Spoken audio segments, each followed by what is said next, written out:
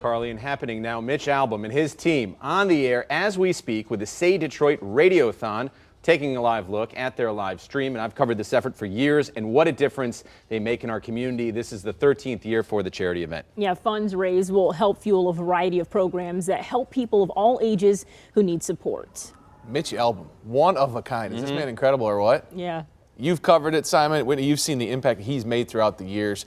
The people around him, one-of-a-kind kind of group as well. Mitch is one of the most well-connected people in the world, drawing the eyes and efforts of so many towards the people in Detroit. Each year, the Say Detroit Radiothon draws on support from the likes of Hugh Jackman, Anderson Cooper, Dan Campbell, Jared Goff, Darren McCarty, and many, many more.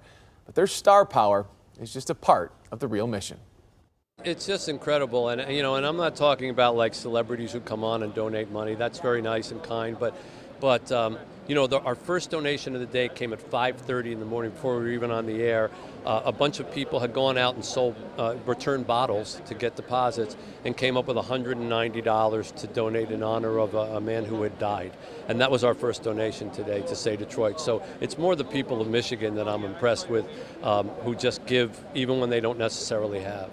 Throughout the now 13 years of the Radiothon, Mitch goes from sunup to sundown. With him, dozens of volunteers that have been there since the beginning. I'm here all the time, every year. This is 2012, the first t-shirt. Oh my gosh. So yeah, it's been a lot of fun.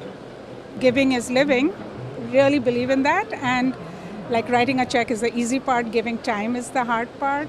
So Mitch is like, he's the one who's really inspired. The Radiothon continues to break its own record year after year. The goal is to try to raise $2 million, and with that, I mean, you joked about taking your jacket off and your pants will come off at $2 million? Well, the tie came off at $500,000. The jacket will come off at $1 million.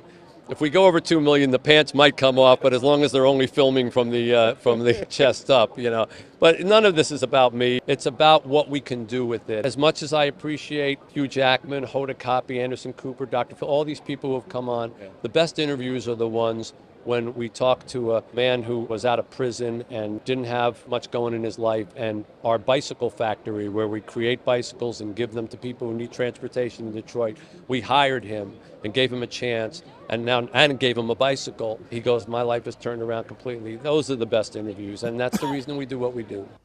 Amazing just to see the lineup of guests. Darren McCarty was on stage with Mitch out there, and I got to join him for a conversation. There's Kevin O'Neill, the voice of Christmas for so many years on the radio. Just to see the live crowd, the energy, where the money goes, it is remarkable, and they're getting close.